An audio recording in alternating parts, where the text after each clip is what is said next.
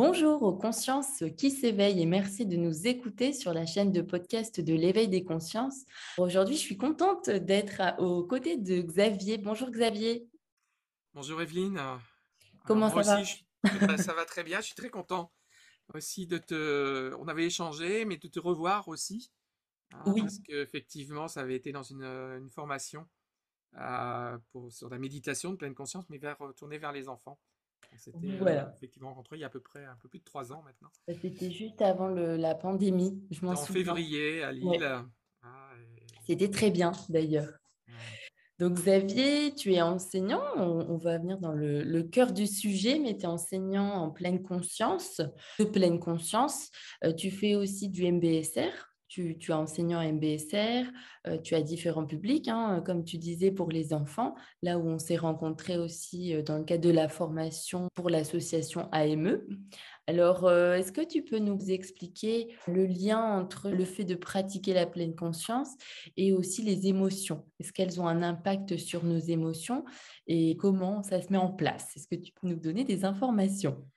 Alors c'est un sujet, oui, c'est un sujet très vaste. Alors la méditation, bon, on va pouvoir dire méditation de pleine conscience, méditation de pleine présence. Voilà, bon, voilà. Alors on va pas trop s'arrêter là-dessus. Globalement, on va dire que c'est la même chose.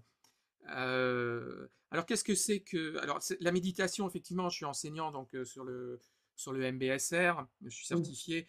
Je peux faire aussi du MBCT, c'est-à-dire c'est un peu comme le MBSR, mais on est un peu plus tourné vers des personnes qui sont en période d'anxiété très forte.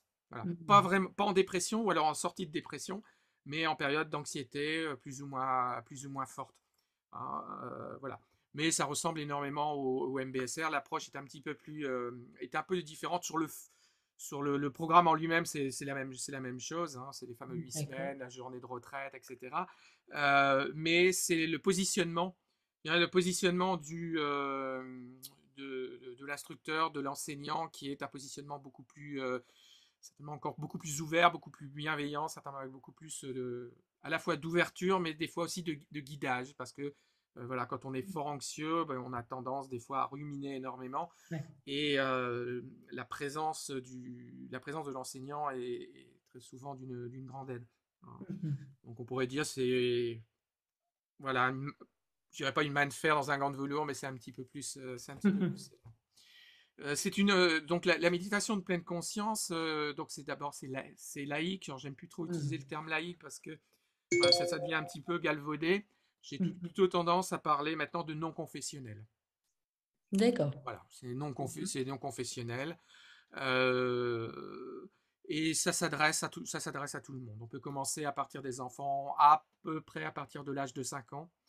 Hein. Mhm. D'accord. Alors, pourquoi pas avant?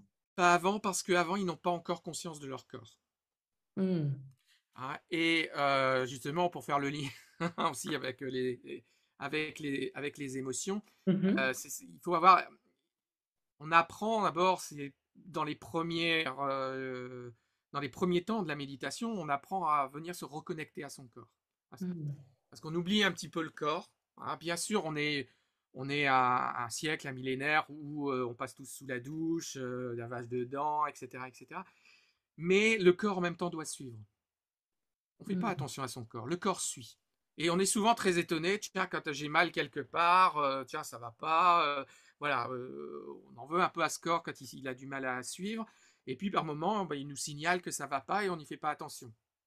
Hein, on Mhm. met ça sous le tapis, on met la poussière sous le tapis, et puis à force de mettre la poussière sous le tapis, mais on se prend les pieds dans le fameux tapis, et on voit apparaître, c'est ce qu'on voit apparaître, hein, de nombreux burn-out, hein, des dépressions au travail, etc. Donc des gens qui, quand on les interroge, et bon, j'ai fait moi-même un burn-out début 2012, Mhm. assez sévère, euh, j'étais à l'époque chef d'entreprise, euh, eh bien, on s'aperçoit quelques temps plus tard que quand on se retourne, on a eu des avertissements. Le corps nous a donné une série d'avertissements et on n'y a pas fait attention. Donc Mhm. on va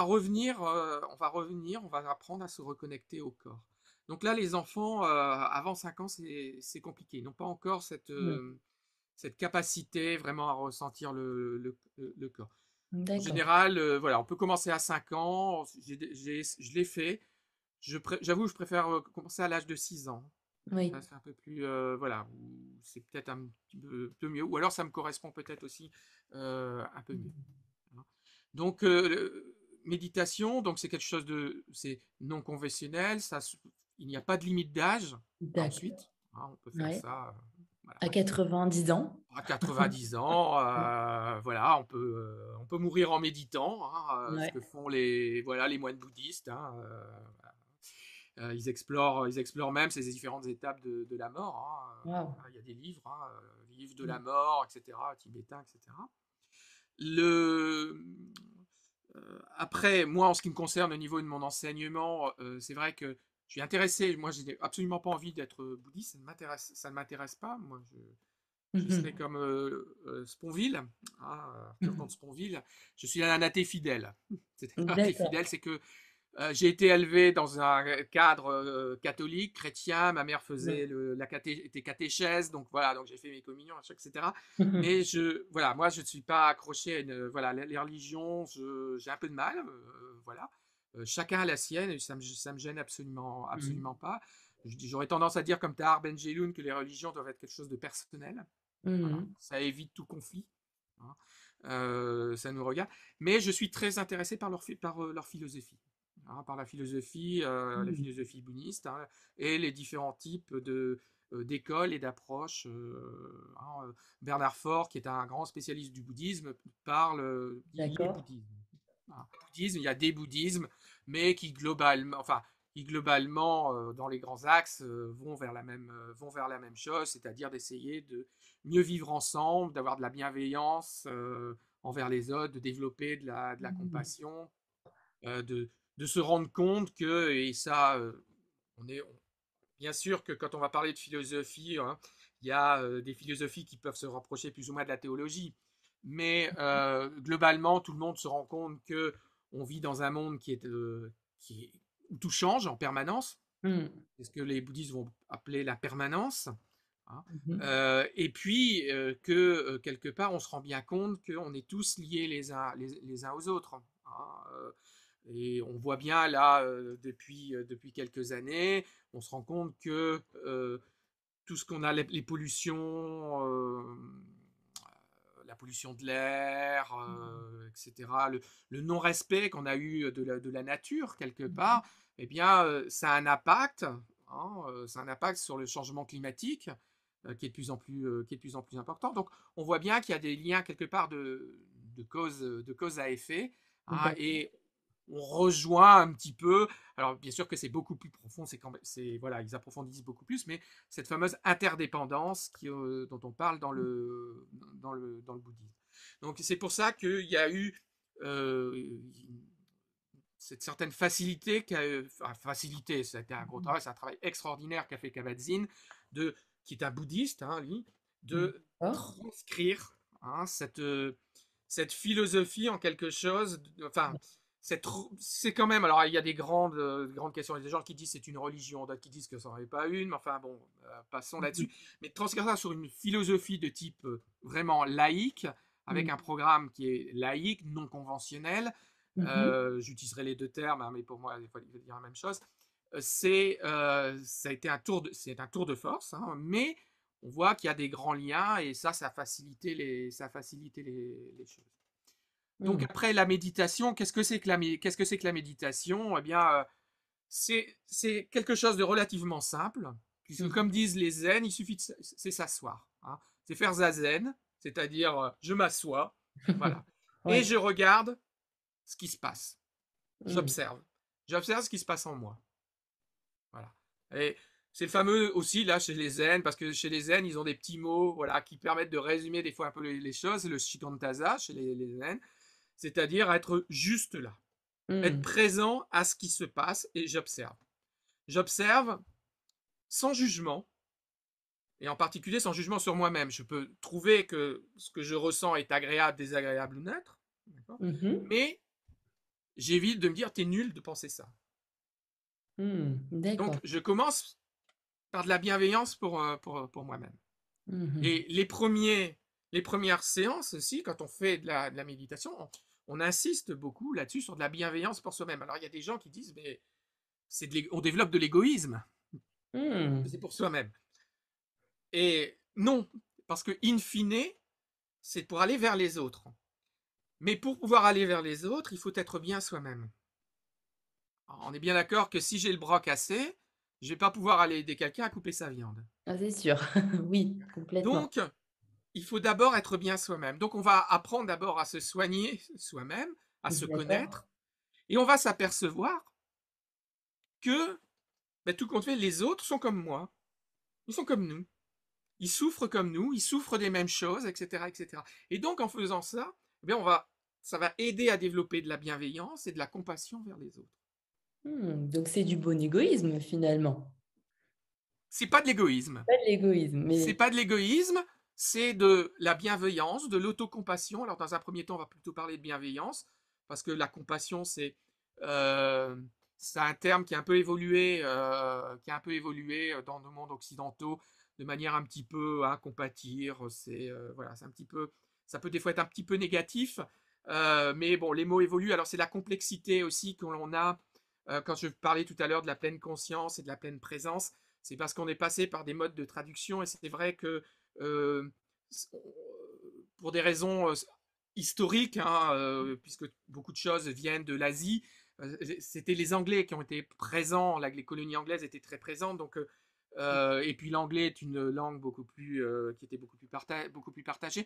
Et donc on a commencé par faire des traductions des langages locaux, du tibétain, etc., en Mhm. anglais. Et puis de l'anglais, on est venu éventuellement sur le français. Ou alors c'était du pali, hein, le pali Oui. et le sanskrit, qui étaient les premières langues, hein, qui étaient les langues du Bouddha dit historique, hein, Siddhartha Gautama, qui est de l'Inde, hein, puisque le berceau en fait du bouddhisme c'est l'Inde, hein, même Oui. si le bouddhisme est en marge maintenant, est devenu en marge en Inde, même s'il renaît tout doucement, il est de plus en plus important là-bas.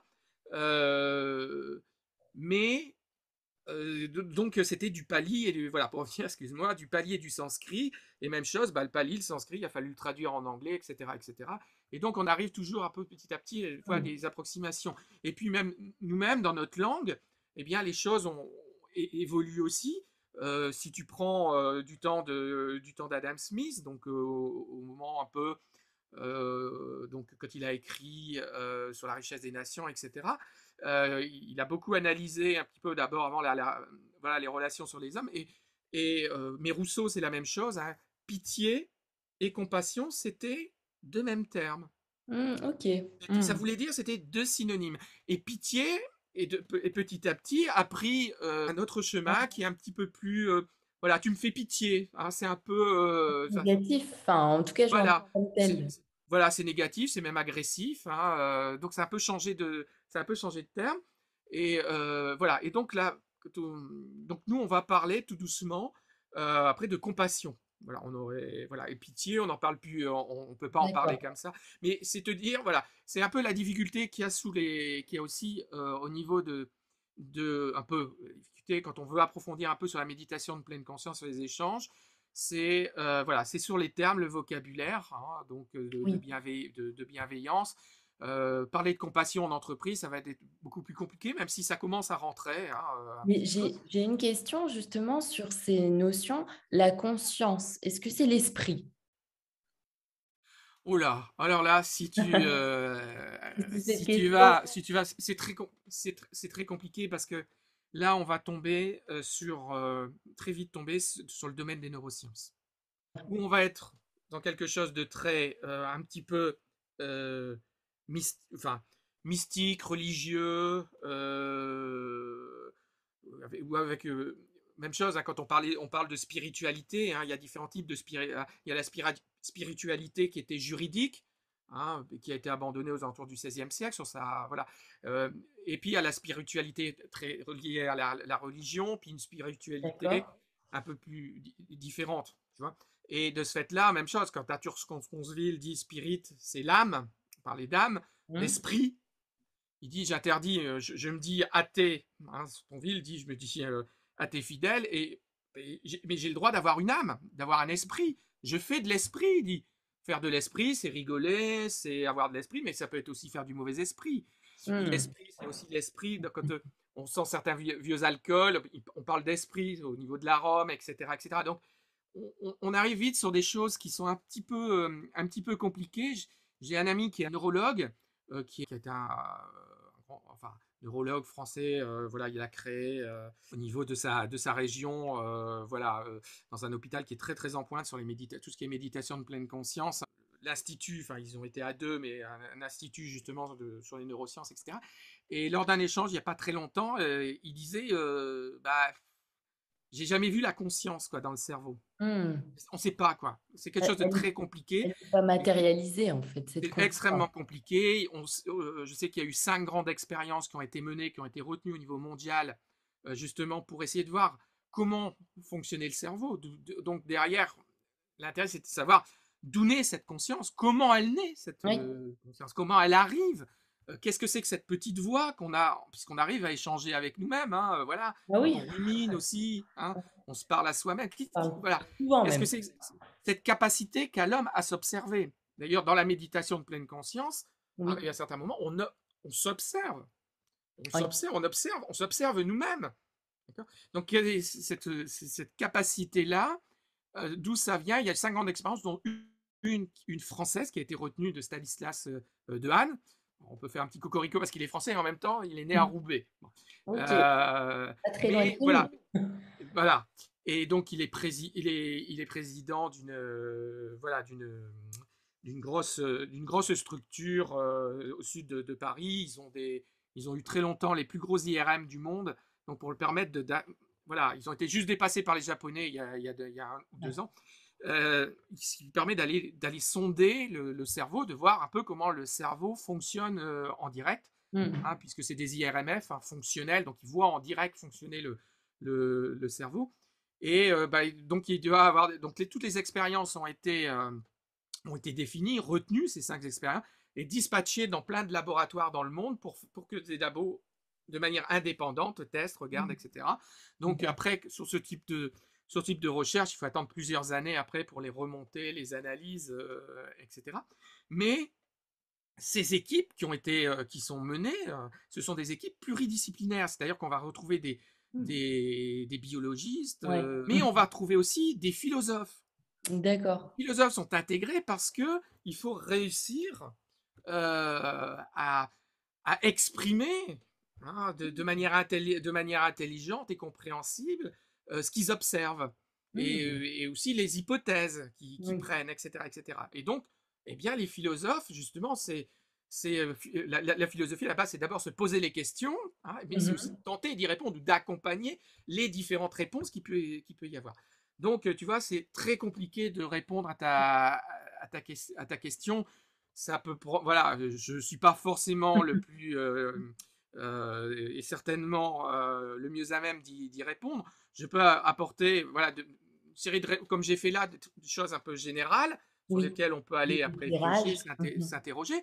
Il y a des gens qui disent, voilà, la conscience, bah, je la sens à gauche, c'est à droite, là, elle est au-dessus. Il y en a qui disent, mais non, c'est complètement mécanique, etc. D'accord. Cet ami lui dit, bah, moi, je l'ai pas vu, j'ai jamais vu dans le cerveau, quoi. Bon, mais Oui. peut-être qu'on descendait pas assez profondément, peut-être qu'on le connaissait pas. Oh, si tu as envie, quand on va parler des neurosciences et parce que naturellement, quand on est amené, puisque nous sommes des occidentaux et qu'on a besoin on a besoin, en particulier en France, d'avoir des validations Ouais, scientifiques. des preuves Voilà. scientifiques. Donc très souvent, on va parler de tout ce qui est neurosciences. Voilà, maintenant je dis, je vais vous parler au conditionnel. Même D'accord, si ouais. j'oublie de vous parler au conditionnel, Oui, oui, ouais, entendez ça au conditionnel parce que ce qui est vrai aujourd'hui ne sera plus vrai demain. Alors, il y d'accord. a un moment, on a parlé du fameux cerveau triunique, hein, c'est-à-dire voilà, avec la partie reptilienne, ensuite mammalienne, et puis à partir de la partie supérieure qui se serait construite progressivement, etc. Il s'avère que c'est pas vrai du tout. Alors, il Mmh. reste des traînées de comètes là-dessus parce qu'il y a encore des médecins, même des médecins qui en parlent, OK. mais c'est plus vrai. Les expériences qui font, voilà, pour revenir sur les émotions, on s'aperçoit que les émotions, elles font ça fait appel à plein de zones du cerveau, hein, et pas forcément que ces fameuses zones, éventuellement pour des émotions dites primaires, la partie complètement centrale du cerveau. Mmh. Donc, non, non, c'est vraiment, c'est quelque chose qui est très évolutif, et il faut faire, voilà, bien sûr que pour avancer, eh bien, il faut bien définir des choses, mais dans le domaine scientifique, c'est le côté intéressant du domaine scientifique, c'est que ils acceptent toujours que ça soit remis en cause. Ils se battront, hein, par rapport à leur idée, ils ont raison, mais il y a un moment, ah bah oui, tiens, bah, c'est comme ça, bon bah ok, ok. Ils sont, voilà, cette capacité-là, ça c'est le côté intéressant. Donc on n'est plus dans le domaine de la croyance, d'accord? Et quels sont, pour en revenir justement à cette première question, les effets, en tout cas de la méditation, sur nos émotions? Donc je pense à ça parce que c'est vrai qu'on a beaucoup d'émotions, on ressent beaucoup de choses dans une journée et c'est vrai que des fois, on a le sentiment d'être coupé, de nos émotions face à des situations, qui sont pas forcément agréables. Mais comment être pleinement présent à cette émotion, à l'accepter, tout en étant, tu sais, dans un mécanisme, par exemple, tu sais, quand on est dans notre quotidien, au travail, où on a, plein de stimulations et cetera, où on peut pas vraiment j'ai le sentiment que c'est difficile de prendre le temps, alors c'est peut-être très personnel, hein, ce que je dis, mais justement de ressentir tout en restant, par exemple, concentré sur ce que dit l'interlocuteur. Alors ta question est très très vaste, parce que l'émotion déjà c'est très vaste. En plus de ça, tu amènes un certain nombre Information. d'informations qui sont très intéressantes. De dire c'est très personnel, ben, euh, de toute façon, quand on fait des programmes de méditation et qu'on rentre un peu dans l'échange avec les gens après la méditation, où les personnes choisissent de partager ou de ne pas partager. D'accord. Mmh mh. Nous, on n'est pas là pour l'histoire. C'est pas l'histoire Mmh. qui nous intéresse. Non pas qu'on dise ça nous est égal, c'est pas ça. L'histoire, ça va être les psychologues, les psychiatres éventuellement, etc. Quoique les psychologues, avec la méditation de pleine conscience, rentrent dans la troisième vague, d'accord, des techniques, des TCC, techniques de thérapie comportementale, d'accord. Donc, même les psychologues, voilà, c'était peut-être plus les psychiatres avec Freud qui rentraient dans l'histoire, etc. Nous, on va chercher à aller avoir les réactions. Quelles sont tes réactions? Qu'est-ce que tu as pu observer de tes réactions? Qu'est-ce que tu peux voir de ça? Comment est-ce que tu as réagi? Comment ton corps a réagi par rapport à ça, etc., etc. Parce que, en fait, une émotion, ou les émotions, hein, on a défini à peu près 6 émotions primaires, hein, voilà, qu'on retrouve dans toutes les civilisations, et au niveau de leur expression, par exemple faciale, eh bien, on s'est aperçu que des aveugles de naissance avaient les mêmes émotions, enfin faciales, que Mmh. ce soit donc, hein, puisque il y a la peur, la colère, la joie, la La surprise, triste j'en ai peut-être oublié une, la et tristesse. la tristesse, voilà. Mmh mh. Et la tristesse, eh bien, on les voit se peindre sur le visage. Donc, Mmh. on voit d'abord que l'émotion, c'est un moyen de communication. Je communique avec l'autre mon émotion. Je lui fais savoir que j'ai peur, je suis en colère, etc. Déjà, c'est un moyen de communication. Et il faut savoir que dans la communication, donc c'est une communication non verbale, la communication verbale, c'est 10%. 10%. D'accord, ouais. Simplement 10%. C'est pas grand-chose. Alors attention, dans la communication verbale, je vais être plus précis, c'est 30%, mais les D'accord. mots, c'est 10%. Ah Le oui. reste, ce qu'on a dans le verbal, ça va être le ton de la voix, la rapidité avec laquelle je vais parler, qui rentre Mmh. dans le verbal. D'accord. Donc c'est 30%, mais les mots, ce n'est que 10%. Mmh. D'accord. Et pourtant, on s'accroche beaucoup aux mots malgré tout, hein. Mmh, ouais. Donc, les émotions, c'est d'abord un moyen de communication. C'est aussi, c'est aussi un moyen d'alerte. Autant pour les autres, naturellement, parce que si je me mets en colère, ça se voit, les autres vont se mettre en alerte, vont se dire, oups, Mmh. il y a danger, il se met en colère, etc. Mais c'est aussi pour moi-même.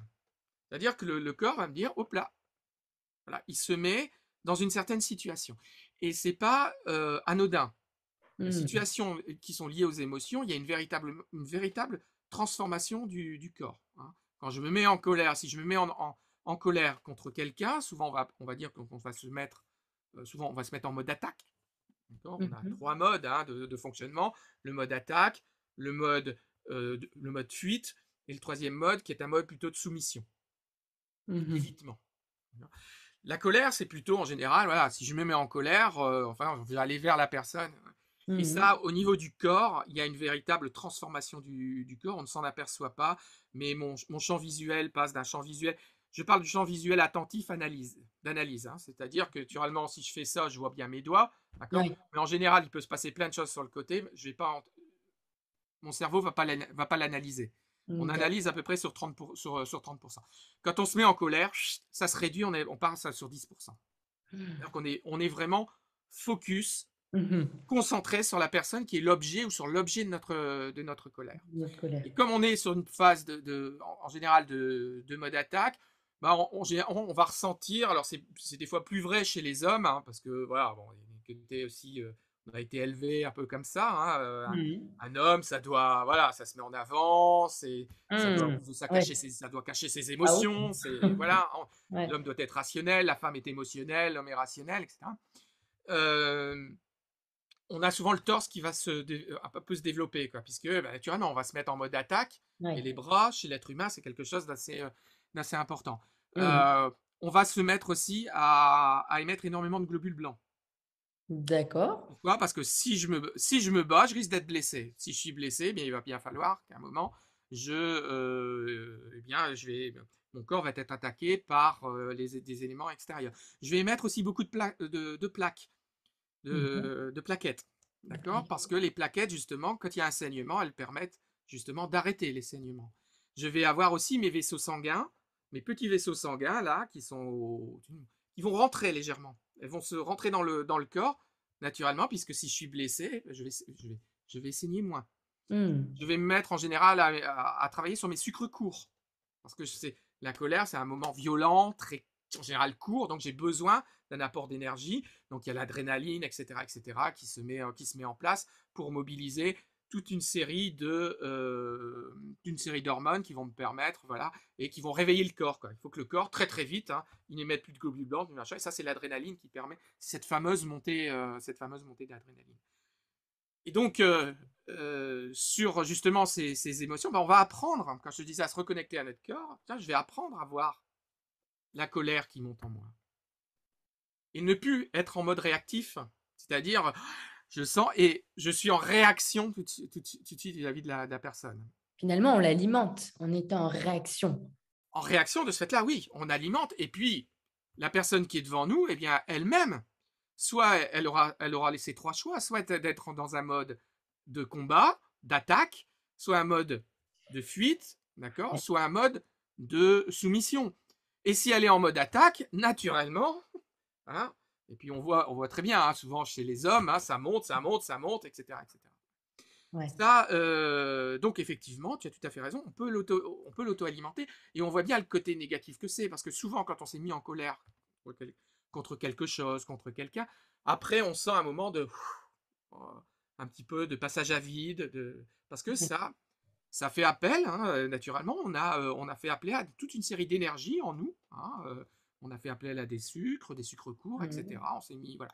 Et donc, bah, tout ça, après aussi, le corps, puisque de nos jours, en fait, tout ça, on est des enfants de survivants. On a Mhm. hérité ça de Sapiens, qui n'était pas au sommet de la chaîne alimentaire, ne serait-ce qu'il y a 10 000 ans encore, hein, parce que à peu près à 10 000 ans, il s'est mis à cultiver, peut-être un peu moins, mais donc, bon, voilà, il avait un peu plus domestiqué son environnement, mais il n'était pas au sommet de la chaîne alimentaire, donc tous les jours, il Mhm. risquait sa vie. Donc, ces émotions-là, cette capacité à passer en mode attaque, mode fuite ou mode soumission en fonction de ce qu'il avait devant lui, eh bien, ça a permis d'être là. Hein, si Sapiens, systématiquement, il avait attaqué face les mammouths, ça serait peut-être fait écraser. Ouais. Et non, voilà, donc on serait plus là.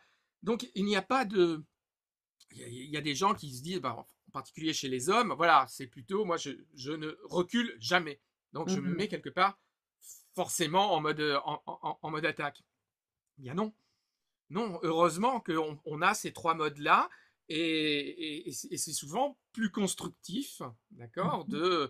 de trouver autre chose. Alors ça peut ne pas être forcément dans ces trois modes. On peut se trouver ce qu'on va appeler une troisième voie. C'est-à-dire de se dire, ah, ok, écoute, je vois bien que je vois bien que tu t'es mis en colère, je vois ça, je te propose de te voir plus tard. Ou, tu vois, je Ouais. sens la colère qui monte en moi. Ouais. Moi, ce que tu dis là, voilà, ça me fait mal, je sens la colère qui monte en moi. Donc, écoute, ce que je te propose, parce que là, je suis Mmh. occupé, j'ai telle chose, j'ai l'esprit occupé, je te propose qu'on en reparle tout à l'heure, tranquillement, Mmh. même si la personne vous a peut-être un peu agressé, hein, elle est rentrée dans le bureau en criant. Bah, je te propose qu'on se voit un petit peu plus tard. Et ça sera certainement beaucoup plus constructif. Oui. On va pas perdre toute notre énergie à se... voilà, Oui. on voit monter la chose. Donc, les émotions, elles font partie de nous-mêmes. Ça, c'est une chose qu'il faut bien comprendre.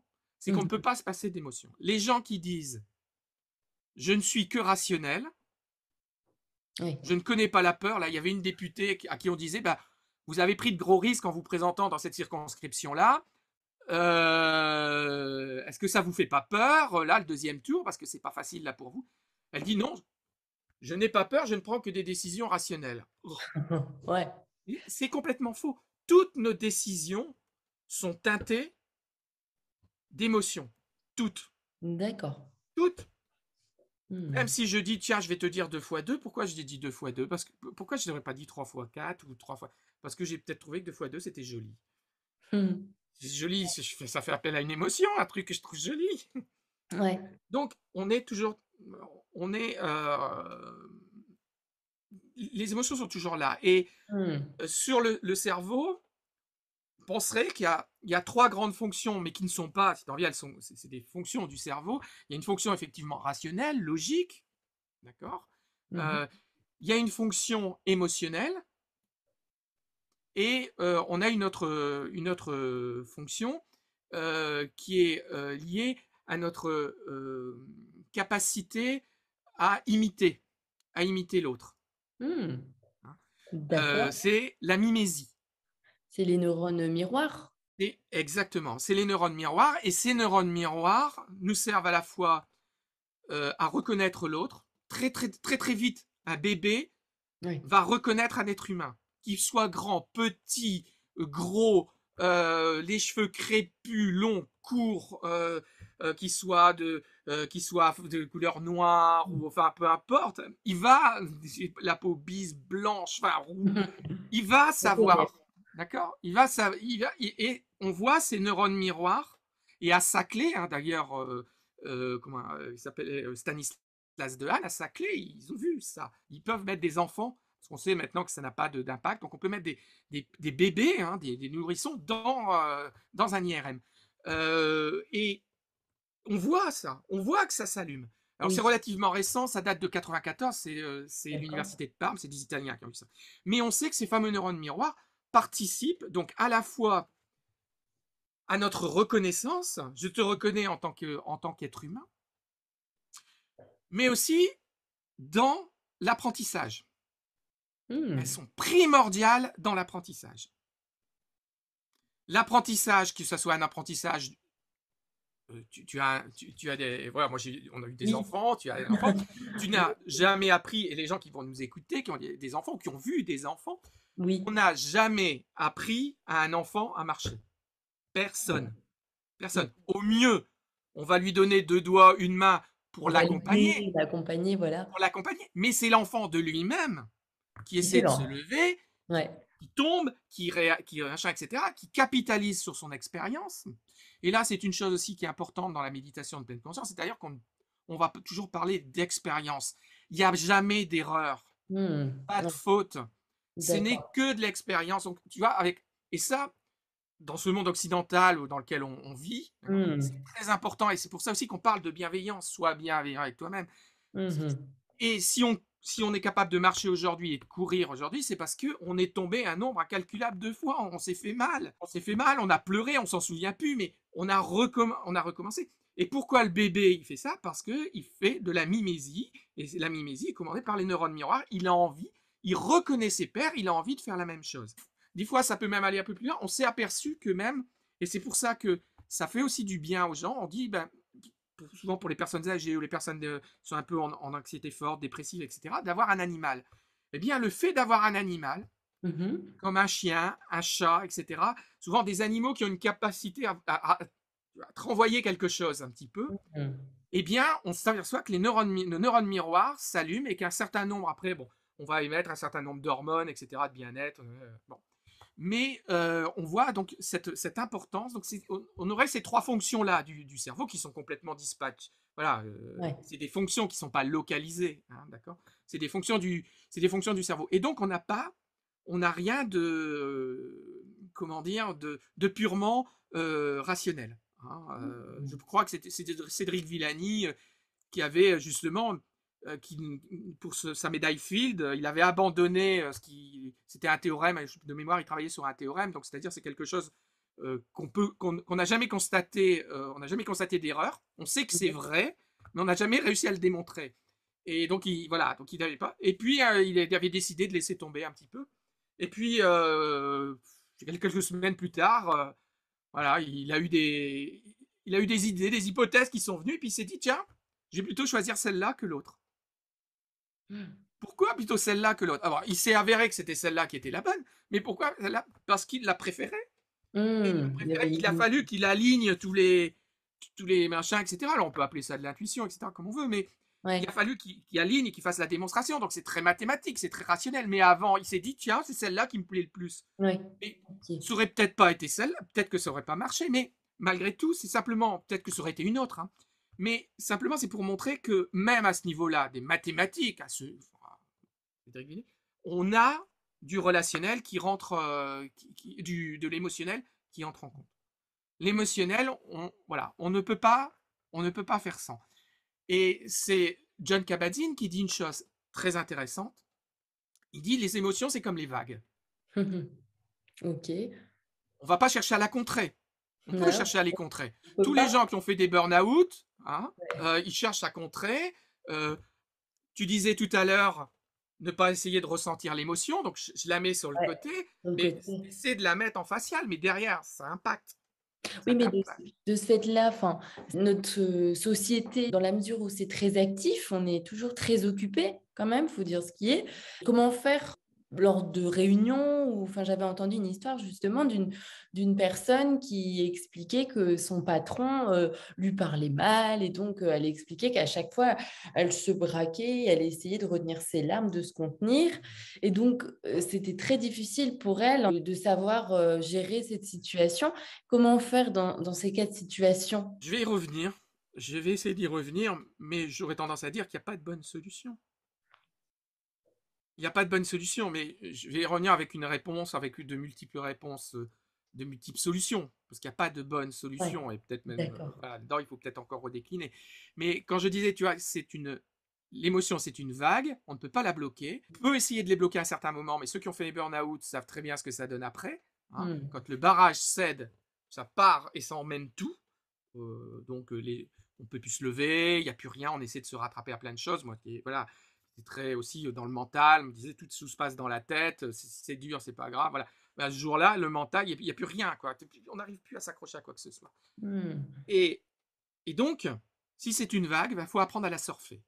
Ah ouais, C'est-à-dire, on vit avec et ouais. on va apprendre à la surfer, c'est-à-dire à faire la plus belle chose possible qu'on peut faire avec elle. Hmm. D'accord.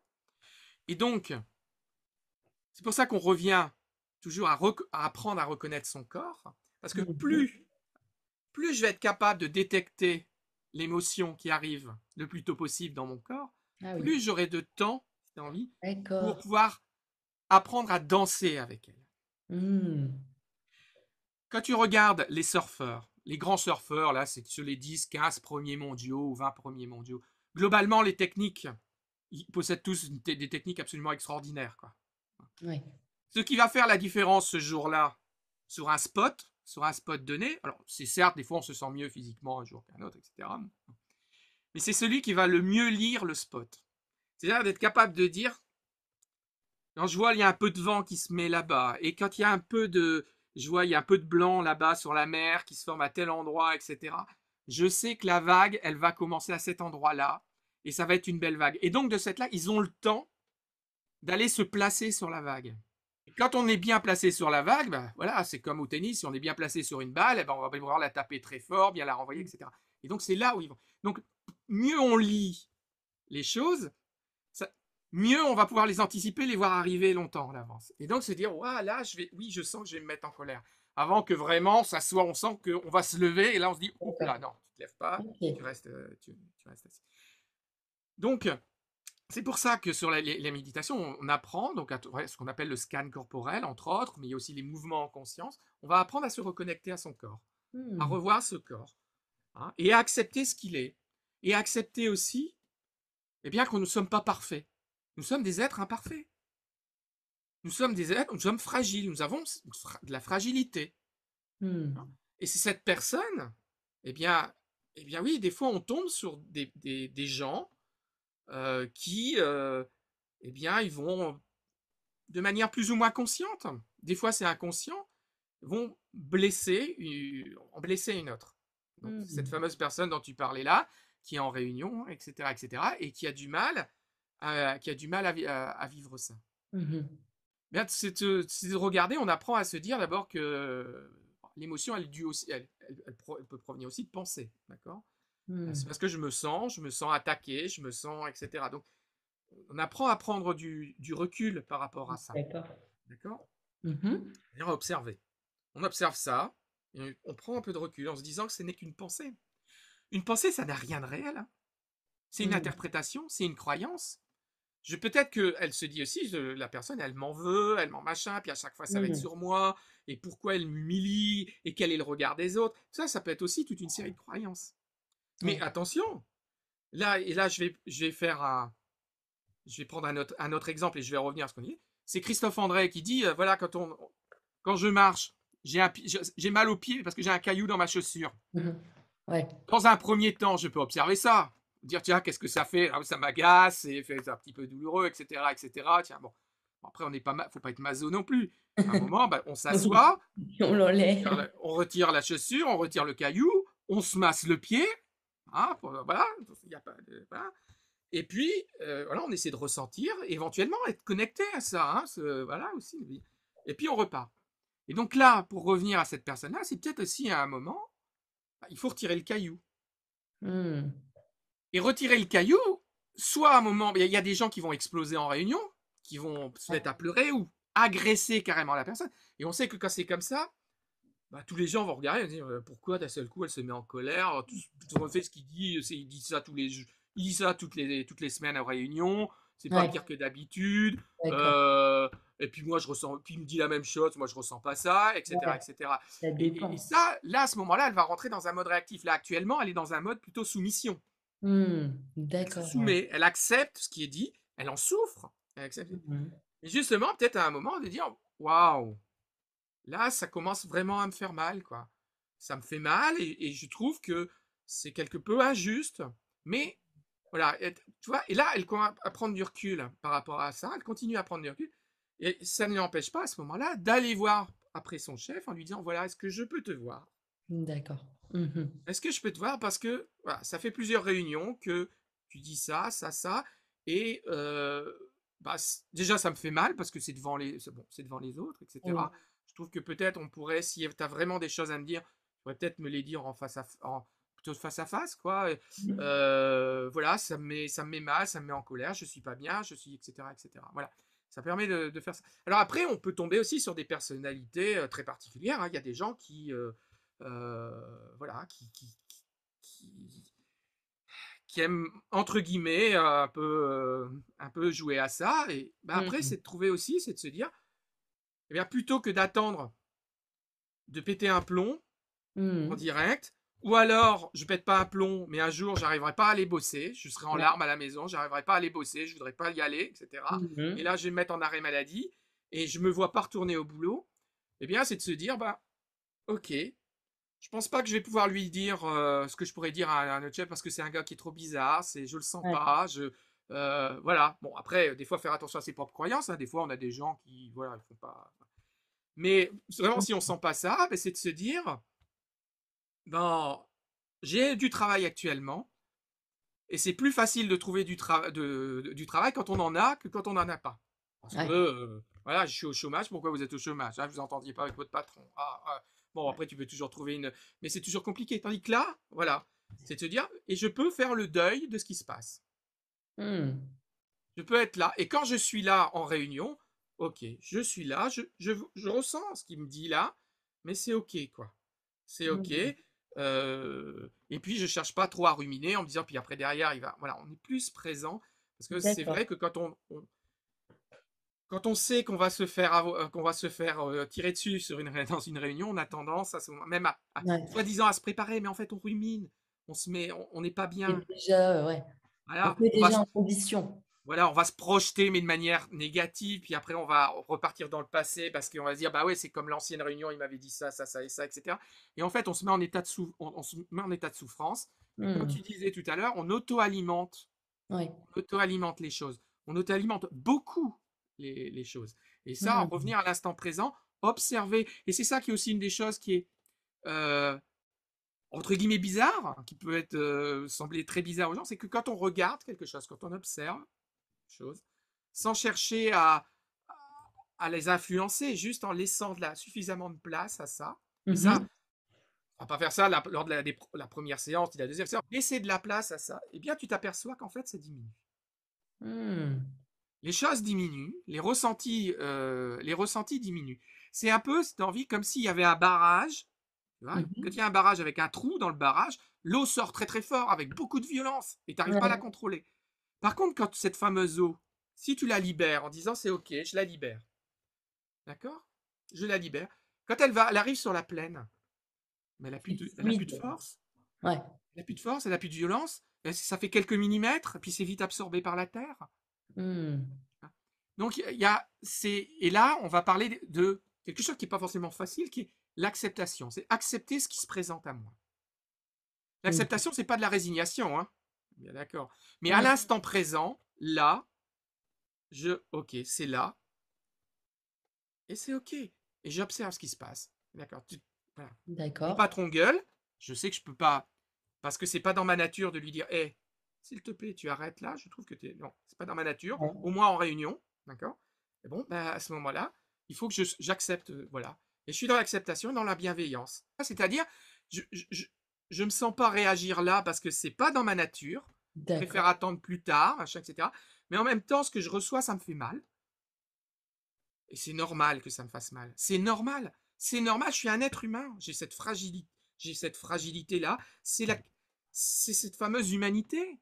Cette humanité partagée, c'est aussi les émotions. Mmh. C'est pas que le sang rouge, hein. C'est voilà, c'est ces émotions qu'on peut partager tous ensemble. C'est ces émotions qu'on a quand tu as tous les gens qui d'un seul coup, il y a un but qui est mis, ils vont tous crier d'un seul coup, comme si c'était à l'unisson. Il y a une véritable humanité partagée. Ou Mmh. quand on peut regarder, j'étais passé pour aller récupérer un livre dans un bar, voilà, que j'avais commandé. Et il passait, c'était assez animé. Je voyais, je suis arrivé, c'était assez animé, il y avait des gens qui étaient au bar, je parlais. Et Mmh. puis le temps qu'ils me fassent signer, qu'elle trouve mon truc, ils ont passé des images d'Ukraine et du charnier, là, c'était il y a quelques semaines, là, qu'ils avaient Mmh. découvert. Et, et d'un seul coup, c'était le silence. Il y a eu un silence. Pourtant, de gens qui. Bon, on est dans le Nord, hein, les gens sont Ouais, assez les gens, différents au bar, ça part. Il y a eu un bien silence. convivial. Et les Ouais. visages exprimaient tous une forme de désarroi, Ouais. tu sais, d'incompréhension, de surprise, bon, qui était plus ou moins forte, mais il y avait à ce moment-là une humanité partagée. Mmh. Ouais. Partagée, tous plus ou moins la même émotion de manière avec des degrés différents, ok, bon, des sensibilités on dira différentes, mais on partageait ça. Mmh. D'accord. Et donc, c'est de se dire, bah oui, c'est normal, je suis pas bien là, je le sens pas bien, mais j'observe ça, c'est ok. Je vois ça. Et je réagirai plus tard. Je ferai le truc plus tard. C'est pas la peine de le faire là parce que je me ferai plus mal encore. Mmh. C'est pas de la résignation. Sur l'instant, j'apprends à danser. Ah oui, tu Je parles danse bien. avec mon émotion. Ah, et c'est voilà, on avait parlé une fois. Hein, c'est Mmh mh. parler du flamenco. Où on voit Ouais. les couples qui par Mmh. moments s'opposent. L'homme et la femme ont l'air de s'opposer, mais bon, voilà, on sent qu'ils c'est la même, c'est presque un même corps, mais ils s'opposent là. Ils s'opposent. Et puis d'un seul coup, voilà, on les revoit sur, voilà, ils se réenlacent, ils sont Ouais, ensemble. Il y en a un qui prend le lead à un moment, c'est et puis symbiose, après c'est hein. l'autre. Mais c'est tout le temps dans une grande fluidité, Ouais. dans une symbiose extraordinaire. Et c'est ça, c'est pour ça que je dis, euh, parce que des fois on va parler de gérer ses émotions. J'aime pas le mot gérer parce que ça fait partie, voilà, maîtriser. Non, on ne peut pas. Pas Voilà, c'est pas ça. maîtriser. On va apprendre à danser avec, parce que on doit vivre avec. Mmh. Va vivre avec. On va donc apprendre à aller surfer. C'était Kabat-Zinn donc, hein, qui disait ça. Je trouve que c'est une très belle image aussi. Hein. Donc moi, voilà, maintenant, moi, je dis danser avec ses émotions. On danse avec. Les questions les réponses, pardon, sont multiples. Et puis sur les émotions, il y a, comment dire, tellement de choses à dire. Hein, Oui. et dont l'émotion sur la peur. Hein. Bon, au début, moi, enfin aussi, quand on travaille avec les enfants, on a plutôt tendance à travailler avec la colère, parce Mmh. que les enfants ont à vivre beaucoup de, comment dire, ils n'ont pas forcément toujours ce qu'ils veulent, hein, et ils apprennent à gérer ça, à gérer ses manques, etc. Donc ils sont toujours dans l'antichambre dans l'antichambre de la colère. Mais la peur, on a vu que la peur a été avec le Covid, l'incertitude. Très Hein. présente. L'être humain est quelqu'un qui aime bien maîtriser, Ouais. maîtriser les choses. C'est pour ça qu'on aime bien se projeter, ce machin, etc. Mais, Oui, c'est rassurant en fait, enfin, même si c'est pas mais on c'est pas pense que forcément vrai c'est parce que rassurant. une pensée, c'est que des pensées, c'est pas forcément parce que d'un seul coup on va dire ah oui, et puis il risque de me dire ça. Mais Ouais, c'est c'est pas pas le forcément vrai. Et pourtant, on va vivre cette pensée qui n'est pas vraie comme si elle était vraie. ah ouais. L'exemple, les rêves. On fait un Mmh. cauchemar. Les cauchemars, c'est des séries de pensées.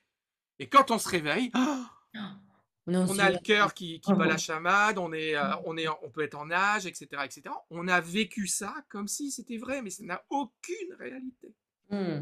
Donc c'est aussi de se dire que nos pensées, elles n'ont pas forcément, ça ne veut pas dire qu'il ne faut pas vouloir se projeter, mais il y a des moments, quand on se projette, il faut rester conscient de ce que l'on être présent au fait qu'on se projette. D'accord. Parce que Mmh. sinon, on part dans des trains de pensée. Tu vois, voilà, oui, c'est vrai, je dois voir tel collègue pour lui parler des vacances, donc qu'est-ce que je dois lui dire? Et puis d'un seul coup, Ouais. on part. Ah oui, mes vacances, c'est vrai, puis il ne faut pas que j'oublie de réserver le supplément bagage là sur l'avion. Là, j'avais oublié de faire ça.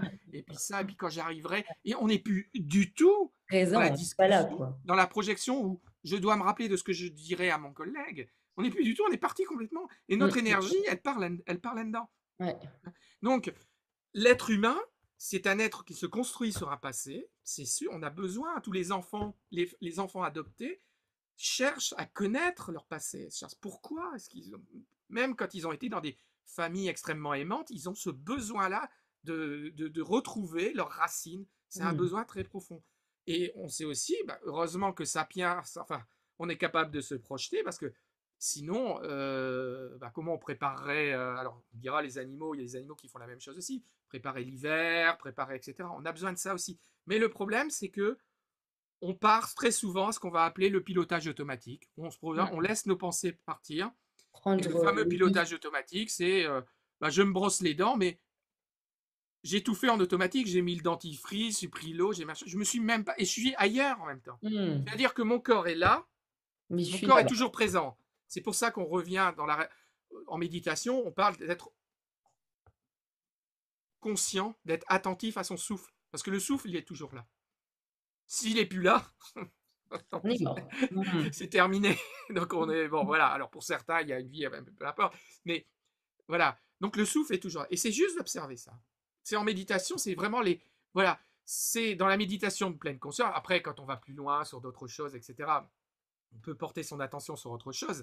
Mais déjà sur le souffle. Le souffle est toujours là et de regarder comment il est le souffle. Mmh. Et de le laisser aller. Comme un scientifique. Un scientifique qui va observer une fleur, qui va observer un environnement, il ne va pas chercher à l'influencer. Il va regarder, tiens, il y a une abeille qui arrive, comment elle fait, Mmh. tiens, la fleur, elle semble réagir à l'arrivée de l'abeille, de telle manière, etc. Il ne va pas chercher à, non, juste observer. Nous, on fait ça, on observe. On va D'accord. observer, et on va commencer par observer d'abord le souffle, Parce que c'est vrai aussi que quand on se met en colère, quand on a peur, le souffle peut changer aussi. On observe, juste observer ça. Et puis, petit à petit, on va observer aussi ce qui se passe dans le corps, voilà, par rapport à nos émotions, par rapport à nos pensées, etc., etc. Et donc, quand on apprend à se dire, bah, les pensées, des fois, on s'aperçoit quand on observe nos pensées, bah, on les laisse aller, on les laisse venir. On voit, on saute. Hein. C'est ce que les zen disent que les pensées, c'est comme un petit singe. Il saute Oui, de branche en The branche. Monkey Mind. Voilà. Et moi, je vais plus loin, c'est-à-dire que des fois, il fait pas que changer, il va pas que de branche en branche, il va d'arbre en arbre. C'est-à-dire qu'il change carrément de Ah sujet ouais, et on est carrément. carrément parti. Hein. C'est voilà, c'est comme quand on s'amuse un peu sur Internet avec les liens hypertextes. Hein. Oh On est ouais. sur un truc bien précis, puis voilà, on veut regarder un truc de Et cuisine, on puis ne on sait se même retrouve, pas comment on se retrouve là-bas. Enfin, c'est voilà, vrai, on se on retrouve est sur des trucs tellement de pas conscient. voyage ou voilà. Et ben là, c'est la même chose. Et donc, en fait, on a un système de pensée. Des fois, quand on le laisse vagabond, ça vagabonde. Des fois, ça fait du bien. Hein, pourquoi pas, hein, Oui, on peut laisser vagabonder un peu son cerveau. Ça fait du bien, des fois, de laisser comme ça, de voilà, de rêver regarder les aussi. choses. Enfin, Et, et, ce et ce qui est bizarre, c'est quand tu regardes, par exemple, un paysage, au début, ça vagabonde, puis petit à petit, ça se tasse. Et ça se calme. Le mental se calme. Hein, et voilà, et on est là. Voilà, et ça fait du bien. Ça Ouais. fait du bien, le mental se calme. Et la méditation, bah, tu as tendance justement à calmer ce mental. Mais des fois, non. Et c'est OK aussi. Des fois, Hmm. hein, on ne sait pas, on ne sait jamais quand on s'assoit ce qui va se passer. Il y a des Hmm. fois, ça va être facile, des fois, ça va être difficile. Il y a des fois, etc., etc. Alors, naturellement, plus on pratique, plus on va aller vers effectivement cette capacité d'avoir un mental plus calme, plus apaisé, etc., avec la pratique, hein, avec Mhm. MBSR, etc., par exemple, mais ou ce qu'on faisait avec les enfants, hein, ça les apprend Hmm. à s'apaiser, à voir les choses de manière plus calme, plus apaisée. Hmm. Et ça fait partie effectivement de la méditation de pleine conscience. Des fois, on ne sait pas trop ce qui va arriver, ce qui va se présenter. C'est Mais ça. le fait de dire que mes pensées, elles vont des fois dans un sens et dans un autre, ça peut faire un peu peur, mais en même temps, c'est de se dire, ça me donne une grande liberté. Ça me Hmm. donne une très très grande liberté de me dire que, bah, comme mes pensées, elles vagabondent, bah, ce ne sont que des pensées, et que des Hmm. fois, ce que je peux ressentir par rapport à quelqu'un, par rapport à machin, c'est de me dire, attends, là, c'est qu'une pensée, quoi. Pour l'instant, c'est peut-être pas le moment de réagir comme ça, c'est qu'une pensée. Peut-être que tu y reviendras plus tard, quand tu seras apaisé. Ouais. Hmm. Hein, c'est comme un mail. Hein, ça arrive des fois, moi je dis souvent dans les gens en entreprise, hein, moi, combien de fois ça m'est arrivé, on reçoit un mail. Oh, putain, il a écrit ça, il a osé m'écrire ça, et puis il a diffusé à combien de personnes, et il exagère, et puis là on fait la réponse. Hein. Ah Donc, ouais, ouais, ouais. Il faut attendre souvent, hein, peut-être. voilà, Prendre un souvent ce qu'on temps. va dire, c'est ce qu'on va appeler l'intelligence émotionnelle, c'est de se dire, ah, j'ai écrit mon mail là, j'ai écrit ma réponse, mais j'ai attendu une demi-heure, une heure avant de la renvoyer, de toute façon il n'y a pas le feu, hein. Je vais attendre. Ouais. Et puis au bout d'une demi-heure, une heure, tiens, on relit le truc, on dit, oula, j'ai écrit tout ça, oula, là, Je vais là, là. peut-être changer mon mail. Voilà, j'ai été capable d'écrire ça, c'était bon, et j'avais mis qui aussi tout le monde. Non, Ouais, voilà, d'accord. tu vois, c'est ça, ça fait partie, cette intelligence émotionnelle, c'est de savoir avec la méditation, on va apprendre à s'adapter, d'accord, aux différents contextes. Hmm. Peut-être qu'à un moment, ça va être de dire, peut-être que la personne dont tu me parlais, peut-être qu'elle sait dire, bah là, je trouve qu'il exagère, et je Hmm. vais lui dire. Et je vais lui dire devant tout le monde, peut-être, parce que je pense que vraiment il va trop loin. Si tu continues, je vais me mettre Hmm. en colère. Ouais. Et peut-être s'autoriser, si la personne continue, à se mettre en colère. Là, on n'est plus dans le réactif. Là, on est dans l'autorisation. On sait, On fait en confiance. j'aime beaucoup le terme que tu viens de donner, on s'autorise. Hmm. Là, on se dit, je m'autorise. Je suis vraiment là en conscience de me dire, là, Oui. un peu marre, quoi. Merci beaucoup, Xavier, pour cet échange inspirant. Où est-ce qu'on peut te retrouver pour les personnes qui t'ont écouté et qui souhaiteraient te contacter si tu es joignable? Oui, tout à fait. Bon, je suis joignable donc au 07 68 89 21 61. 07 68 89 21 61. Il y a un site internet. Bon, voilà, moi j'ai un peu de mal avec j'adore le numérique, mais j'ai un peu de mal Ouais. avec tout ce qui est site internet, Facebook, etc. Mais voilà, vous pouvez déjà me joindre là.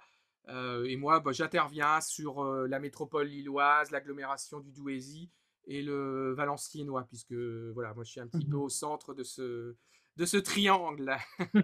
Si les personnes ont des questions, des interrogations sur la méditation, est-ce que ça peut être fait pour eux, etc., c'est avec grand plaisir que je les accueillerai et que j'échangerai avec elles. Voilà. Et qu'ils n'hésitent pas d'envoyer un SMS, hein, c'est très bien aussi. Ils n'ont pas besoin de rentrer dans des bonjours, des au revoir. Voilà. Eh bien, merci encore et puis pour cet agréable moment. Encore un grand merci à toi. Merci pour ce partage. Hein. C'est toujours aussi intéressant voilà, pour moi de pouvoir échanger parce que Mmh. ça, même si je parle beaucoup, ça m'aide aussi à construire, à voir les choses, à Mmh. me dire par moment, tiens, on pourrait peut-être aller voir plutôt ça et moi-même travailler, Mmh. travailler là-dessus. Voilà. Et Merci beaucoup, Evelyne. Grand merci. et merci aux consciences qui s'éveillent de nous avoir écoutés. N'hésitez pas à partager, ce podcast et même à commenter. On serait ravis avec Xavier, de lire vos commentaires. À bientôt. Au revoir. Au revoir.